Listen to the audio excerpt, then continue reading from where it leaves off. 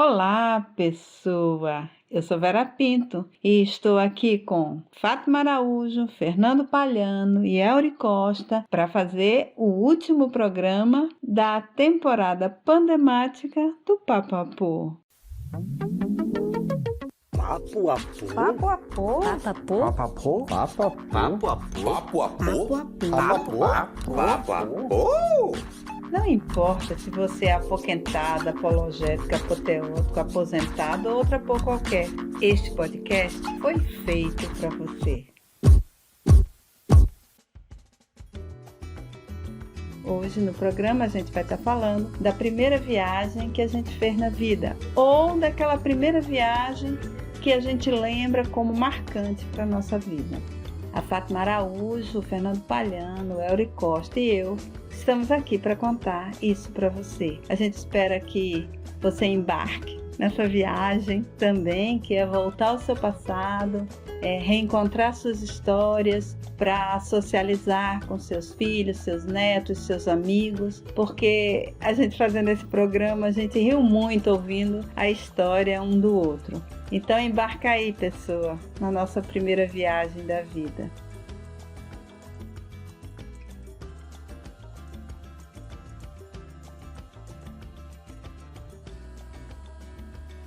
Bom, então eu vou começar a contar a presepada que foi a minha primeira viagem. Eu não sei ao certo quantos anos eu tinha, mas eu era uma menininha, devia ter 8 anos no máximo. Meu avô era de um interior do Rio de Janeiro chamado Itaocara e a gente vivia em Nova Iguaçu. E um dia ele resolve ir visitar Itaocara, os amigos dele, né, de há muitos anos não via, e pede a minha mãe para me levar. Então essa foi a minha primeira viagem com meu avô, que era uma figura. Pra você ter ideia, assim, teve uma vez que ele estava com a minha avó numa parada de ônibus, aliás, de bonde, né? Aí disse que uma mulher subiu no bonde e ele correu atrás, puxando a roupa da mulher, assim, o casaco. Não é esse não, Júlia, não é esse não, Júlia, que era minha avó. E, na verdade, a mulher batia nele, na verdade, não era minha avó, Júlia, era uma outra mulher que estava com um casaco da mesma cor da minha avó. E ele saiu feito louco, correndo atrás, né? Era uma figura muito emblemática, assim, que é forte, uma pessoa forte. Eu acho que eu puxei isso dele, né? Fazia as coisas que queria na vida. Assim, ele dizia, besteira, esse povo diz que não consegue parar de fumar. Eu tô fumando agora. Amanhã eu não quero mais fumar, não fumo. E aí ele deixava de fumar. E do mesmo jeito ele dizia, essa besteira da pessoa fazer cócega no outro, o outro ficar rindo. A pessoa vem fazer cócega em mim, eu não rio, pronto. Então, para ele as coisas eram assim muito determinadas, muito fáceis É porque era uma pessoa forte, enfim. E minha mãe resolveu me preparar para essa viagem, uma roupa. Eu até fui procurar agora aqui na internet para ter ideia do que foi isso. A viagem são 278,5 quilômetros e de ônibus são 4 horas e 46 minutos. Devo lembrar também que essa viagem era a um interior, para visitar uns amigos do meu avô numa fazenda, né? Então, minha mãe, como era década de 60, né? Devia ser 68, que eu nasci em 60, imagino que foi mais ou menos 68. Estava no auge, a Jovem Guarda. E mamãe resolveu me vestir de Wanderleia para fazer essa viagem. Então a roupa que ela preparou para mim não podia ser mais imprópria para uma viagem de uma criança num ônibus por 4 horas, por mais de 4 horas. Por dentro, eu tinha uma blusa que era daqueles tecidos, não adianta eu dizer o nome, porque nem eu sei ao certo o nome e nem, talvez, vocês que ouvem não consigam saber nome de tecido. Mas basta imaginar, sabe, pense num tecido que é usado para fazer uma roupinha de princesa de festa de criança, assim, uma coisa que é nylon puro e ela era assim, com a manga bem bufante e tinha um punho, que não era um punho, era a metade do meu braço, como se usava naquela época.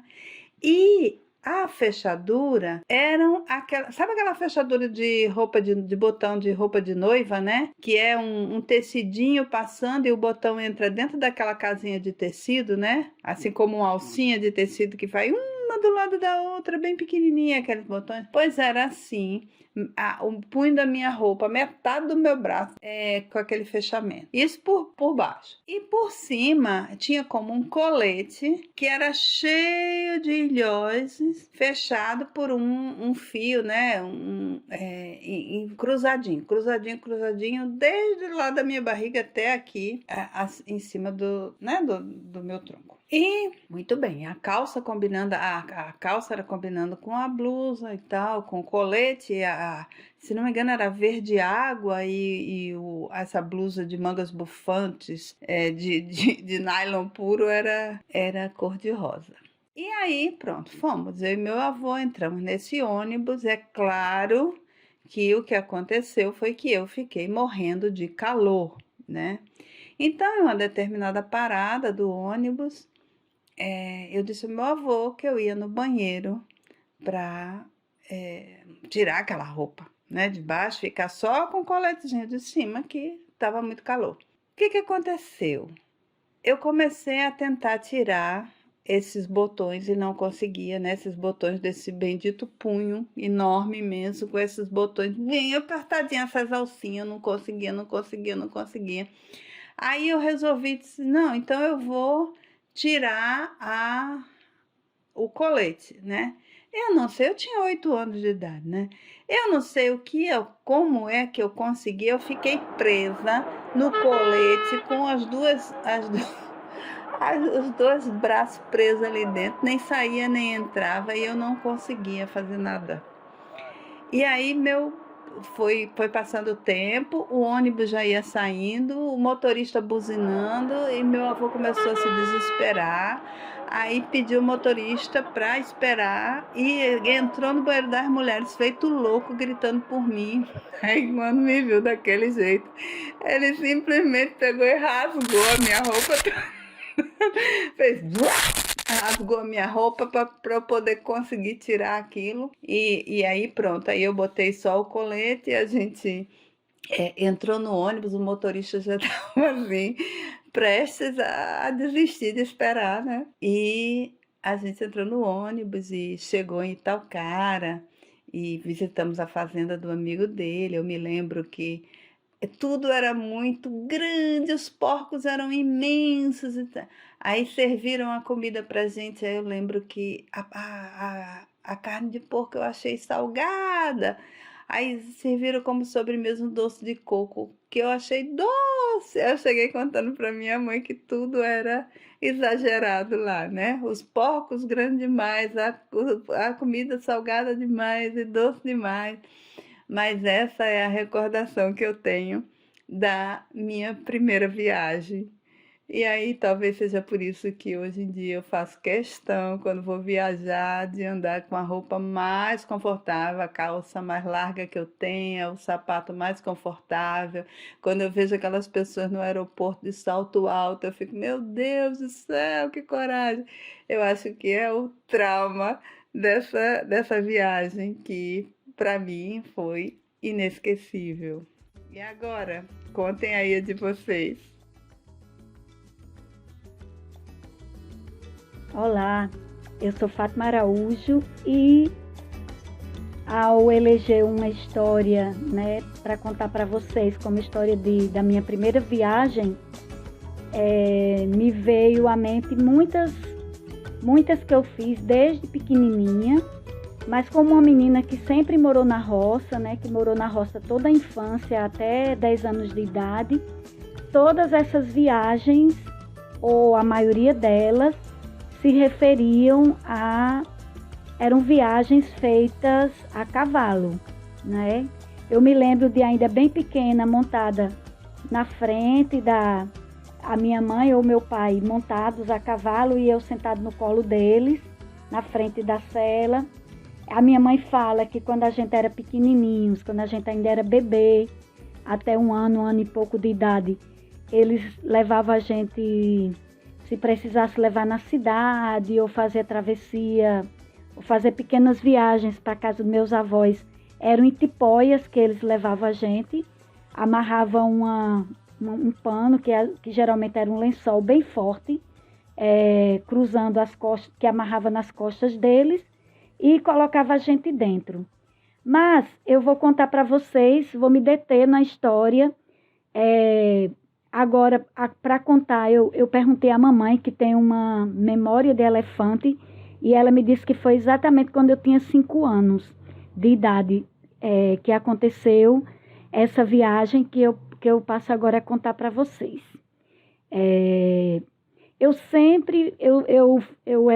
Na minha infância, eu sempre frequentei a casa dos meus avós maternos. Eu tenho uma relação afetiva muito forte com a minha avó e com meu avô, também com minhas tias. E como mamãe sempre teve filhos muito perto uns dos outros, né? Sempre tinha uma situação e uma desculpa para os meus avós maternos irem me buscar na casa dos meus pais para ficar com eles. Esses meus avós moravam numa fazenda que era bem afastada da fazenda do meu pai, não é? E essa história é bem interessante, porque num dos retornos para a casa dos meus pais, o meu avô foi me deixar. E como eu já era grandinha, já tinha 5 anos, ele me levou de volta para casa na garupa do cavalo dele. Só que eu era muito branca, quem me conhece sabe que eu sou quase caucásica, muito branca, do olho claro. E tinha muito cuidado, lógico, né, para eu não me queimar. E aí a minha avó amarrou um lenço de seda, um lenço dela. Naquela época as mulheres usavam muito lenço na cabeça. E a minha avó amarrou esse lenço para que eu não tomasse tanto sol, né? Acontece que não fazia um quarto de hora da saída da fazenda, isso eu calculando agora da altura da minha fase adulta já, né? Fazia muito pouco tempo da saída da fazenda, o lenço escorregou e cobriu meus olhos. E aí, como eu era muito pequena e com medo de soltar a mão, né, que eu estava agarrada com as 2 mãos na cintura do meu avô, com medo de cair, eu não consegui em nenhum momento, nem ousei, né, em nenhum momento da viagem tirar as mãos da cintura do meu avô para subir esse lenço. E tão pouco eu disse para ele, né, que estava com os olhos tapados. E até hoje, na nossa família, quando se fala de cobra cega e não de cabra cega, né? Porque eu vim aprender que a palavra certa da brincadeira é cabra cega, mas na minha família chamava cobra cega, as pessoas se remetem logo a esse episódio, né? Dessa minha viagem de cabra cega. E é uma coisa muito forte, assim. A gente dá muita risada, acha muito engraçado. Mas eu me lembro que no início da viagem, do percurso, eu fiquei um pouco incomodada. E me lembro nitidamente, né, do quanto que eu transformei aquilo em um jogo. As crianças, né, têm essa capacidade de transformar as situações que às vezes não são tão favoráveis em jogo, em brincadeira. E foi tão significativo que ao escrever a minha história de vida, eu resgatei um fragmento dessa narrativa que agora eu passo a ler para vocês. Penso que, naquela situação, o infortúnio de viajar de cabra cega me possibilitou poder sentir de outra maneira aquela que os olhos não veem, mas o coração e todos os sentidos percebem as sensações que os nossos olhos não nos permitem ter ao estarem abertos. Assim, eu podia me encantar ao distinguir o canto dos pássaros mais suaves, como o bem-te-vi, o teté, o rouxinol, do grito do cancão que estremecia a estrada. Percebi a aproximação e a travessia das porteiras, quando meu avô se inclinava para a frente para abri-las e passar. Ouvia o riacho, sentia o cheiro do mato e imaginava as figuras de nuvens claras que se formavam no céu naquele momento. Também me divertia ouvindo o trote do cavalo, criando mentalmente canções que combinavam com a melodia de suas pisadas ao chão. Assim, entre sons, cheiros, melodias e imagens, captadas e produzidas pela minha imaginação, chegamos à casa dos meus pais. E aqui eu fecho aspas do texto e volto a falar com vocês. E aí foi só chegar em casa, né? As pessoas que estavam me aguardando para me receber, eu penso que minha mãe, meu pai, meus irmãos e o meu avô é que ficaram sabendo que eu tinha feito todo aquele percurso com os olhos fechados ou vendados, né, com o lenço da minha avó. E eu, já adulta, quando fui escrever sobre essa experiência, eu fiquei me lembrando exatamente desse jogo de imaginação e de realidade, né? Porque o canto dos pássaros, o barulho do rio, do riacho, eram reais, né? E a eles eu acrescentava o que minha mente infantil me possibilitava fantasiar. Então, essa é a minha história, é a história da primeira viagem que eu tenho mais consciência, de como ela aconteceu. E aí, colegas, conta de vocês.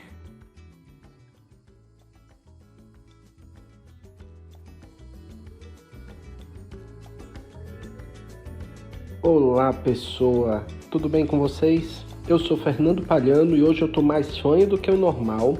A Covid finalmente me pegou. Tudo tranquilo por aqui, felizmente, vacina tomada, então foi bem tranquilo. Só os inconvenientes, né, de garganta doendo, um pouquinho de febre no começo, mas logo já me recuperei, já fiquei tranquilo, mas assim, a voz tá desse jeitinho, né? Mas eu não podia deixar de vir aqui contar das minhas primeiras lembranças de viagem. E é um assunto interessante esse, porque eu não tenho tantas lembranças de viagem de quando eu era criança. E eu não sei se é porque eu viajei bastante enquanto criança. Meu pai era funcionário do Banco do Estado, aqui do Rio Grande do Norte, e trabalhava numa cidade de interior, no extremo oeste do estado, já a divisa com a Paraíba. E muitas vezes a gente vinha para Natal para visitar a família e voltava para lá. Não era uma viagem que se fazia toda semana, porque afinal são 8 horas de viagem mais ou menos, mas a gente sempre fazia essa viagem. Então eu não sei se por causa disso eu não tenho tantas lembranças assim de como teria sido a minha primeira viagem. Eu tenho muitas lembranças de parar na estrada enquanto a gente estava viajando, e talvez eu me lembre muito disso por causa de fotos, na verdade, que eu ainda tenho. A gente parava e ia para especialmente onde tinha algum laguinho, alguma coisa assim, e ia brincar de mergulhar mesmo sem mergulhar. A gente só fingia que estava mergulhando. Eu e meu irmão mais novo, na época minha irmã mais nova não tinha nascido ainda, então éramos só nós dois, e a gente fingia que estava mergulhando, parava em casas de zona rural, de cidades, mas eu não me lembro especificamente do que teria sido a primeira. Me lembro, e aí é interessante, que eu tinha uns 3 anos mais ou menos, quando eu tive bastante doente. Eu tive uma meningite e fiquei bem mal, e a minha madrinha fez uma promessa que se eu me recuperasse, eu iria para São Francisco Canindé, vestido de frade, para entrar na igreja. Eu não sei exatamente como mas entrar de joelho para pagar essa promessa e agradecer a São Francisco Canindé pela minha cura. E eu, criança, uns 3 para 4 anos, e eu tinha uma vontade louca de fazer essa viagem. Eu me imaginava vestido de frade e eu treinava andar de joelho para entrar na igreja para agradecer esse milagre. E nunca pagamos essa promessa. Eu acho que até uns 10 anos de idade eu ainda queria fazer a viagem, fazer a romaria. Depois que passou de uns 10 anos, aí deixa de ser criança, passa a ser adolescente, né? E aí esse tipo de coisa já não atrai muito mais não. Então não me fizeram pagar quando eu era criança. Depois perdeu, entrei no SPC, mas a essa altura São Francisco Canindé já me tirou dos registros, porque não tem condições mais. Agora, me lembro também de uma outra que também tem a ver com religião, até porque minha mãe é muito, muito católica, muito fervorosa, e porque também, como a gente morava lá no interior do estado, lá no Alto Oeste, já muito perto de sertão e, né, na época que a gente morava lá, meados dos anos 80, um pouquinho depois do meio dos anos 80, estava muito forte um movimento de peregrinação do povo ir atrás de Frei Damião. Frei Damião era uma figura interessantíssima, porque saía arrebanhando multidões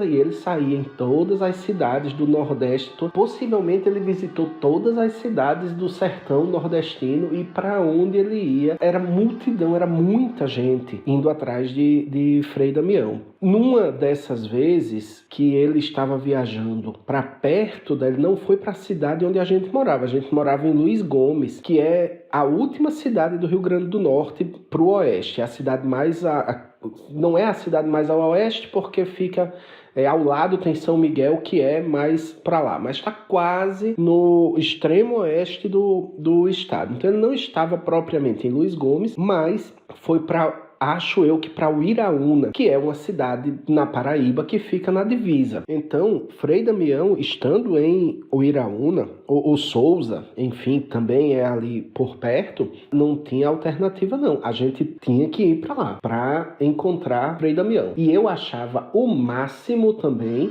porque o parceiro de Frei Damião, um frade que sempre acompanhava Frei Damião nas viagens, se chamava Fernando.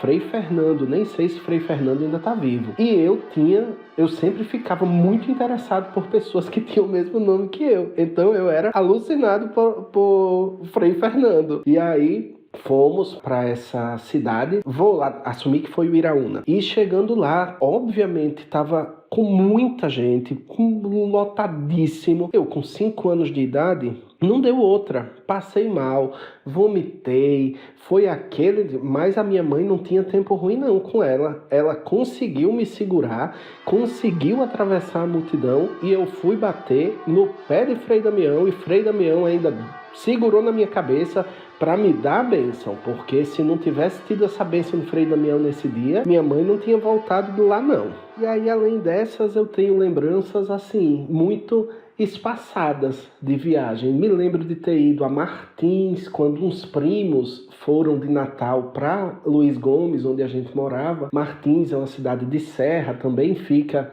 no estado do Rio Grande do Norte, mais para perto de Luiz Gomes. E quando esses primos foram para lá, a gente acabou indo para Martins.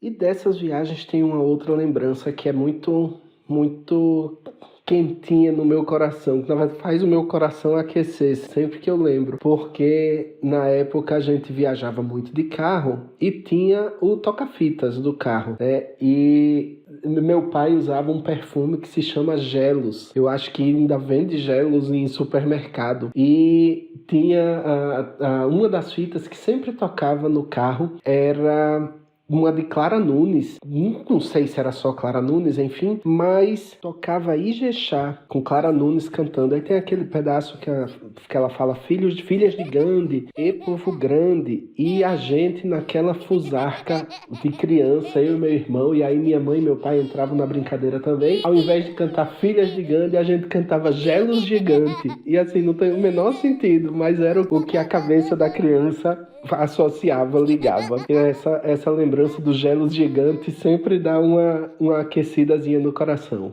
Então, é isso. São minhas primeiras lembranças de viagem.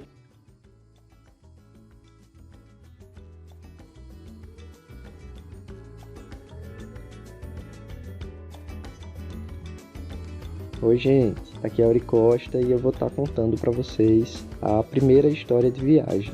Certamente essa não foi a minha primeira história de viagem, na minha primeira viagem, mas eu acho que é a primeira viagem de modo independente, entre muitas aspas, né? A primeira viagem que a gente faz sozinho, longe dos olhares dos pais, sem o controle dos pais. E para mim é uma história muito boa, né? Um momento muito bom da minha vida e uma viagem muito boa também. Então eu fiz essa viagem na época de escola. Eu estava concluindo o ensino médio, tinha lá por volta dos meus 17 anos e fui com os meus colegas de turma viajar para Fortaleza. Era a viagem que a gente tinha programado e que estava definida desde o início do ano, né? A gente arrecadou dinheiro para poder fazer uma viagem boa. A gente ficou acho que 4 dias lá em Fortaleza, enfim, foi muito legal. E numa viagem assim você tem contato com outras pessoas, você vive, né, coisas que você não viveria se você tivesse com seus pais, né? Principalmente você ali, adolescente, por volta dos seus 17 anos, e foi uma viagem muito memorável. Então a primeira coisa que eu me lembro muito bem é quão diferentes as pessoas são quando vão viajar. Eu lembro que tinha um colega meu que ele ficava bagunçando, agitando a viagem inteira, e cantando música, e chamando os professores para brincar, né, e bagunçando no ônibus. Era tarde da noite, a gente querendo dormir, né, a gente fez no período noturno para chegar lá de manhã. Então a gente acabou indo super tarde no ônibus e essa pessoa não deixava ninguém dormir. Tinha uma outra colega minha que ela levou um livrinho de palavras cruzadas e tentando fazer essas palavras cruzadas, e ficava lá na dela, super sisuda, com a cara bem fechada e tentando resolver as palavras cruzadas num ônibus que sacolejava bastante, porque a gente foi de ônibus, as estradas não eram muito boas, então não tinha nem como ela escrever, mas estava lá ela super concentrada escrevendo. Tinha outras pessoas que estavam dormindo, não sei como, mas tinha algumas pessoas que estavam dormindo super à vontade, enquanto tinham várias outras pessoas fazendo confusão. Então isso era muito divertido, né? Essa coisa de você perceber o quanto as pessoas lidam, né, com as viagens ou com a viagem de maneira diferente. Isso para mim é muito memorável. Eu era do grupo de pessoas que eu não conseguia dormir, eu não consigo dormir em viagem. Então assim, a viagem ela pode ser tarde como for, eu posso ter dormido super mal, eu não consigo me concentrar para dormir, por mais que a poltrona seja muito confortável, eu não consigo, né? Eu fico muito sempre pensando que vai acontecer alguma coisa, então eu não consigo dormir. Mas eu também não era daquelas pessoas que ficavam lá agitadas de 1 a 2, 3 horas da manhã, né, cantando e bagunçando, não. Eu era muito mais de conversar com a pessoa que estava do meu lado, né, de ir atrás de outra pessoa para conversar, até porque para eu me distrair, né, então eu precisava me distrair porque eu não ia conseguir dormir, então eu acabava sendo essa pessoa mesmo que gosta de conversar, né, de puxar assunto com outro e tudo mais. E aí chegando lá em Fortaleza, a gente, né, entrou no hotel, o hotel super legal, e durante todo o processo, o mais divertido foram as coisas que a gente fazia, né, então a gente brincava muito, a gente saía com um grupo de colegas e foi visitar a praia, aí depois a gente saiu e foi comer em algum local específico lá de Fortaleza, a gente saía de lá, ia pros quartos, um quarto era a maior bagunça, e o meu quarto certamente era o quarto de todas as bagunças. Eu acho que todo mundo ia pro meu quarto, todo mundo tava lá se divertindo e tava mobilizando uns aos outros, então eu acho que o nosso quarto era o quarto da bagunça, o quarto da concentração. E eu lembro bem que assim, tinha um colega meu que tava junto do meu quarto, que tava dormindo junto com a gente, e que ele não gostava que bagunçassem a cama dele, né? Ele era uma pessoa extremamente organizada e tudo mais. Então todo mundo poderia bagunçar o quarto inteiro, menos a cama dele, porque a cama dele era um lugar sagrado e ninguém poderia fazer nada, né? Então tem toda essa questão também de como as pessoas lidam, né, com essa experiência da viagem, né? Então ele tinha essa questão mesmo de não bagunçarem a cama dele. Mas foi uma lembrança muito divertida que eu tenho, né? De que eu saí muito com os meus amigos, a gente ficou rodando o próprio hotel e fazendo bagunça. É uma lembrança muito viva que eu tenho dessa viagem.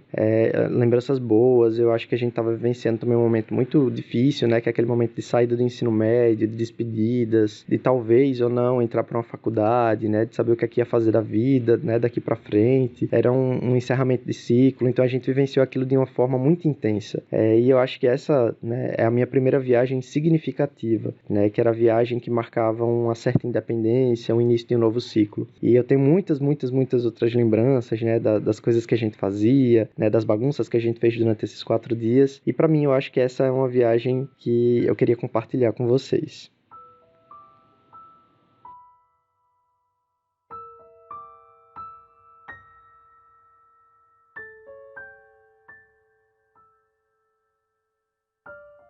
Então, pessoa, a gente deixou aqui as nossas histórias e cada história a gente tira um ensinamento sobre o que é viajar, o que é viver em grupo, o que é cuidado, né? A gente pode pensar muitas coisas a partir dessas 4 histórias que a gente contou aqui. E a gente queria agradecer a todas as pessoas que colaboraram com a gente, deram entrevistas, contaram suas vidas, coisas muito importantes, né, que foram ditas nos diversos programas que a gente fez. A gente tem um agradecimento imenso a essas pessoas que disponibilizaram mais do que o seu tempo, a sua vida, a sua intimidade. A gente quer agradecer aquelas pessoas que divulgavam o nosso trabalho, né, nas suas redes sociais.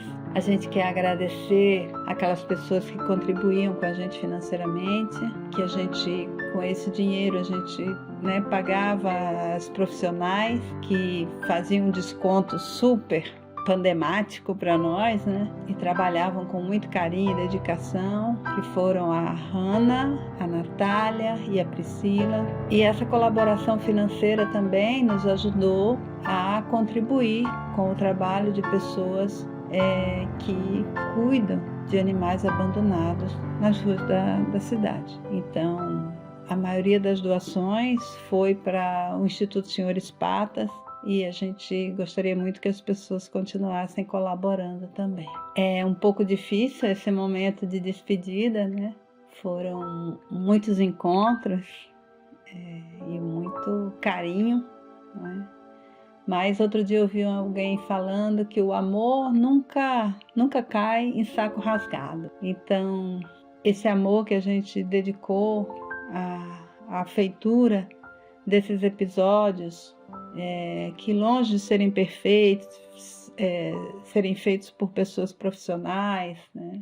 Eles demonstravam muito afeto, né? Afeto pelas pessoas, a tentativa de levar alguma coisa diferente para quem estava isolado, a tentativa de falar coisas bonitas, positivas, de trazer literatura, de trazer cultura em geral, de divulgar o veganismo. E isso tudo foi importantíssimo. Eu fui a pessoa que idealizei, pensei esse projeto, mas eu quero deixar a minha gratidão enorme a todas as pessoas que participaram dele, em especial essas pessoas que fizeram ele comigo, né? Como no começo era eu, Natália e Hanna e a Priscila. A Flavinha também participou, né, da primeira temporada. Agradecimento super especial a ela também. Depois o Elri Costa começou a trabalhar também. Já na segunda temporada a gente teve a Gineta, teve a Fátima Araújo, teve o Fernando Palhano, né? E a participação sempre maravilhosa do Júlio Lima, que disponibilizava as suas canções, que dava sugestões. Foi uma coisa muito legal. E o Manassés Campos também, que cedeu suas canções para alguns episódios. Então a gente só tem gratidão por tudo isso que foi feito, e foi tudo feito em colaboração. Foi um trabalho colaborativo, um trabalho cheio de carinho, cheio de amor. E esse amor vai estar aí na nuvem. E a gente espera que ele reverbere aí, se espalhe pelo mundo com a mesma grandeza que ele saía de nossos corações. Um beijo enorme e muito, muito obrigada. Então é isso, pessoal. Até a próxima. Tchau. E aqui eu me despeço com um beijinho e com o meu agradecimento a todos que fizeram essa viagem conosco. E é isso, pessoal. Depois de tanta lindeza que foi dita por aqui, para mim só resta agradecer. Foi uma honra estar do lado de vocês nessa viagem. Vamos preparar as malas e a gente se encontra nos nossos próximos destinos. Um beijão para vocês. Papo-apô. Papo-apô. Papo-apô. Papo-apô. Papo-apô. Papo-apô, yes.